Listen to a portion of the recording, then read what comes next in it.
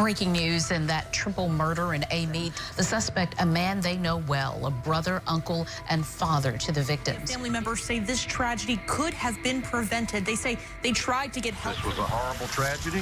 Our thoughts and prayers go out to the victims' family, to all the first responders that worked this tragedy, and to the entire community.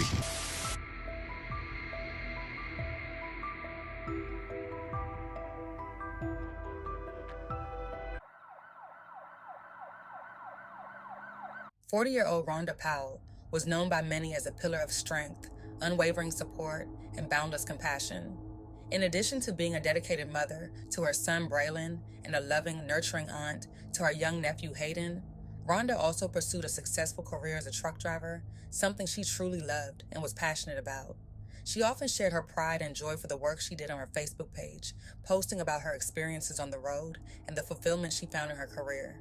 Her friends and family recall her selfless nature, always putting the needs of her loved ones above her own, and her gentle, radiant smile that lit up any room. Her generous spirit and willingness to help others made her a beloved and respected figure within the community. Braylon, just 10 years old, was a shining light of joy and curiosity, known for his insatiable love of learning and enthusiasm for sports, particularly basketball. Teachers often spoke of Braylon's eagerness to assist his classmates and his infectious energy, which spread to everyone around him. Little Hayden, only 1 year old, had only begun to experience the world around him, yet his presence brought immense happiness to those who knew him.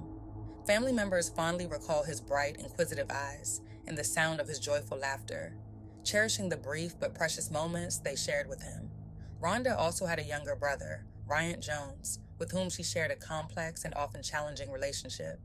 Ryant, 31, had been diagnosed with schizophrenia and struggled with mental health issues for much of his life.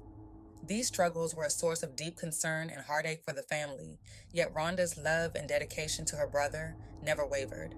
She took on the role of caregiver and advocate for Ryant, always seeking to support him through the difficulties that came with his condition. Despite the many challenges, Rhonda remained a constant, steadfast presence in Ryan's life. She worked tirelessly to ensure his well-being, moving him and his son into her home, and never giving up on him, even when others might have. However, despite her unwavering support and love, a series of tragic events would soon unfold, leaving their family and the community in shock and devastation. Around 4:30 p.m. on January 9th, the St. Helena Parish Sheriff's Office responded to a distressing call regarding an apparent triple homicide at a residence on Sawmill Road. Upon arriving at the scene, officers were confronted with a horrific and heartbreaking sight, uncovering a gruesome and devastating scene inside the home. The chilling discovery immediately prompted a thorough and urgent investigation as authorities worked to piece together the events that led to such a tragic loss. We just arrived here about 15 minutes ago, and really you wouldn't be able to tell that there was a triple homicide with the exception of that red tape at the mobile home, maybe a few dozen yards, or maybe 100 yards behind us or so. The tragic details, according to a source that told our sister station WAFB in Baton Rouge, is that 3 people were stabbed to death. They were family members. This happened about 5 o'clock Thursday afternoon. Unfortunately, one of the victims was a 1-year-old child, the other was a 10-year-old child, and the third was an adult woman. The victims were identified as 40-year-old Rhonda Powell, her 10-year-old son Braylon, and her 1-year-old nephew Hayden. Tragically, all 3 were pronounced dead at the scene after suffering multiple stab wounds across their bodies. The suspect responsible for this devastating act was quickly identified as Rhonda's own brother, Braylon's uncle, and even more heart-wrenchingly, Hayden's father, 31-year-old Ryant Jones. Following the gruesome discovery, Jones was promptly arrested and taken in for questioning. According to relatives, Jones had been battling severe mental health issues, reportedly experiencing a schizophrenic episode just before the killings. Family members revealed that the day prior to the murders, Jones had claimed to be hearing voices and was taken to a medical facility for help. The family, deeply concerned for his well-being, urged the hospital staff to commit him to inpatient psychiatric treatment as he had shown increasingly aggressive behavior towards his brother. They strongly felt it was unsafe for him to return home. One family member even requested the doctor administer an injection, a treatment that had previously helped to stabilize Jones during such episodes. However, in a decision that would later spark outrage, the doctor prescribed him a pill, a medication that differed from what he typically took to manage his condition. After taking the pill, Jones was sent back home to the residence he shared with Rhonda. Compounding the situation, Jones's mother, the family member who usually intervened during these episodes, was unable to assist, as she was in the ICU awaiting heart surgery. The family, devastated by the turn of events, expressed their anger and frustration, placing blame on the mental health system for failing Jones at a critical moment. They emphasized that the tragedy had resulted in the loss of not just 3 lives, but 4. The bond between Rhonda and her brother was described as close, and the family struggled to comprehend what could have led to such a horrifying and senseless act. Louisiana consistently ranks among the worst states in terms of access to mental health care. As reported by the National Alliance on Mental Illness, the state faces one of the highest rates of mental health disorders, yet over half of adults with mental illness do not receive the necessary treatment. State funding for mental health services remains significantly below the national average, with few options for inpatient care and crisis intervention.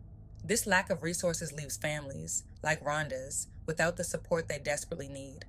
The family is now calling for reform, hoping that this tragic event will shed light on the urgent need for better mental health care. Warner, a family spokesperson, stressed the importance of eliminating the stigma surrounding mental illness and pushing for systemic change to prevent further tragedies like this from occurring. I understand that God will never give us more than we can bear, but this is rough. Deandra Robertson Warner's entire life changed in the span of just 24 hours. She says the suspect killed his own sister, who she identified as 40-year-old Rhonda Powell, along with his 1-year-old son and Rhonda's 10-year-old son, Braylon. They were all stabbed to death inside their home here along Sawmill Road in Amite. She claims the suspect had schizophrenia and had been taken to a hospital for treatment on Wednesday and sent home with a new medication. She pleaded with or implored that the doctor give him the shot. It usually works. Instead, the doctor gives him a pill. They also requested, both the brother and mom, that they commit him and that they keep him because he was showing signs of aggression with his brother. And they didn't think it was a good idea to send him home. But she says, unfortunately, Jones was sent home. And just half an hour after Rhonda's son got home from school, she says her family endured a tragedy that will forever scar them. He feels like somebody's plotting against him. And then the rest is what it is. No one in that home survived because the mental health system failed him. Had he been committed, he would be where he needed to be today, and my other family members would be alive. That baby would be alive. Those babies would be alive. My cousin would be alive today. And my aunt wouldn't be trying to have the strength to bury 3 members of her family and wonder what will happen to the other one. With so much on her heart and mind, she says it's her faith that will get her through. On behalf of my family, I just ask for your prayers, not your judgment. We did what we needed, what we knew to do. The family did what we needed to do. We trusted the experts to do what they should have done. If that's the best that they could do, they got to try again. 31-year-old Ryan Jones was arrested and charged with 3 counts of first-degree murder in connection to the murders of his sister, Rhonda Powell, his nephew Braylon, and his son Hayden. All 3 were laid to rest on January 24th in Louisiana, where family and loved ones gathered to mourn their loss. The community, still reeling from the shock, continues to grapple with the aftermath of this devastating incident. This tragic story highlights the critical need for improved mental health care and the failure of the system to provide adequate support in times of crisis.